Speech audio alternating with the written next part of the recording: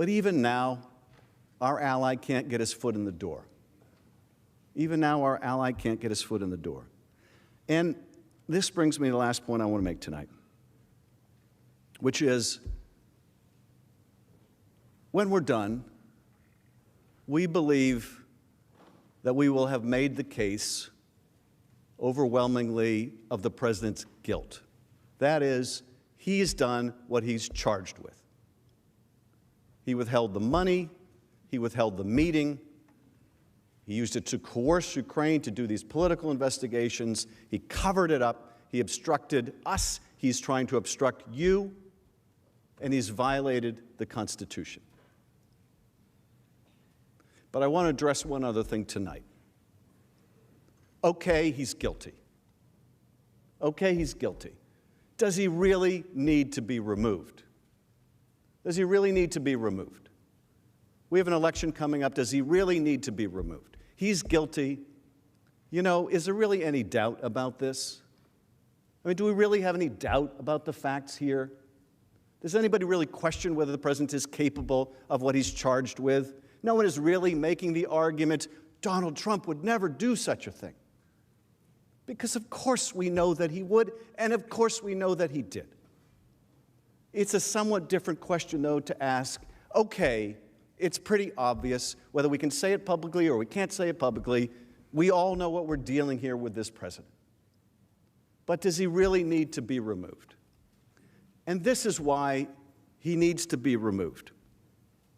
Donald Trump chose Rudy Giuliani over his own intelligence agencies.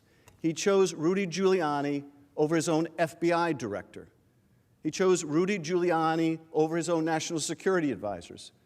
When all of them were telling him this Ukraine 2016 stuff is kooky, crazy Russian propaganda, he chose not to believe them. He chose to believe Rudy Giuliani.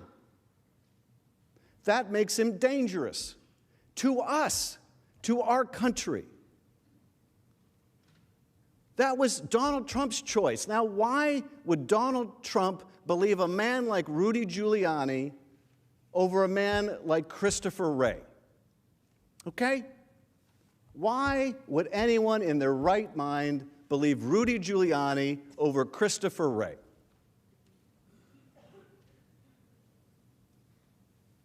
Because he wanted to, and because what Rudy was offering him was something that would help him personally. And what Christopher Wray was offering him was merely the truth. What Christopher Wray was offering him was merely the information he needed to protect his country and its elections. But that's not good enough. What's in it for him? What's in it for Donald Trump? This is why he needs to be removed. Now, you may be asking, how much damage can he really do in the next several months until the election? A lot. A lot of damage. Now, we just saw last week a report that Russia tried to hack, or maybe did hack, Burisma. Okay? I don't know if they got in. I'm trying to find out. My colleagues on the Intel Committee, House and Senate, we're trying to find out, did the Russians get in? What are the Russian plans and intentions? Well, let's say they got in.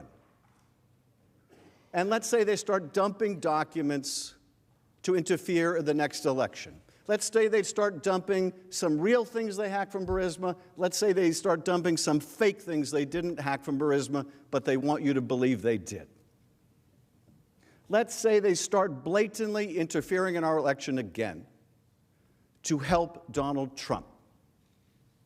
Can you have the least bit of confidence that Donald Trump will stand up to them and protect our national interest over his own personal interest? You know you can't, which makes him dangerous to this country. You know you can't.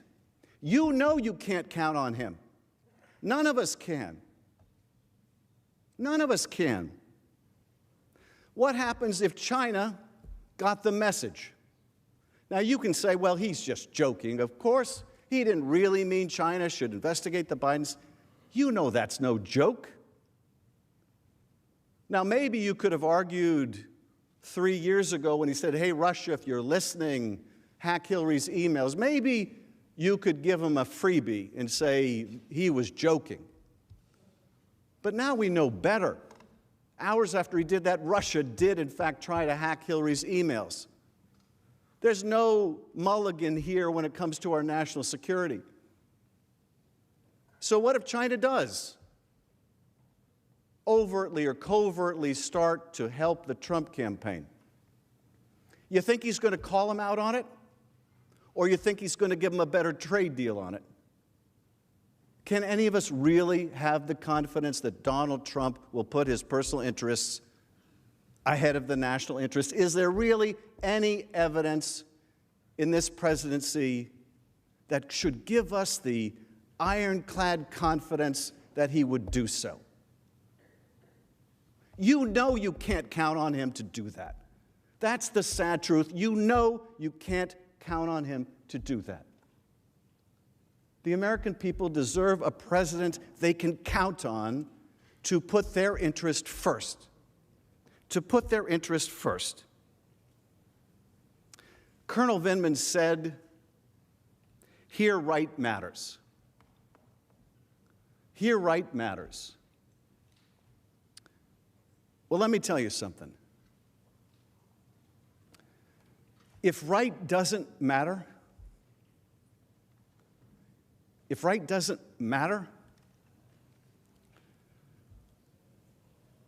doesn't matter how good the Constitution is. It doesn't matter how brilliant the framers were. It doesn't matter how good or bad our advocacy in this trial is. It doesn't matter how well written the oath of impartiality is. If right doesn't matter, we're lost. If the truth doesn't matter, we're lost. The framers couldn't protect us from ourselves if right and truth don't matter. And you know that what he did was not right. You know, that's what they do in the old country that Colonel Vindman's father came from, or the old country that my great-grandfather came from, or the old countries that your ancestors came from, or maybe you came from. But here, right is supposed to matter. It's what's made us the greatest nation on earth. No constitution can protect us. Right doesn't matter anymore. And you know you can't trust this president do what's right for this country. You can trust he will do what's right for Donald Trump. He'll do it now. He's done it before. He'll do it for the next several months. He'll do it in the election if he's allowed to. This is why, if you find him guilty, you must find that he should be removed. Because right matters.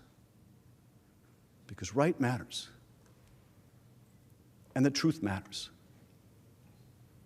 Otherwise, we are lost.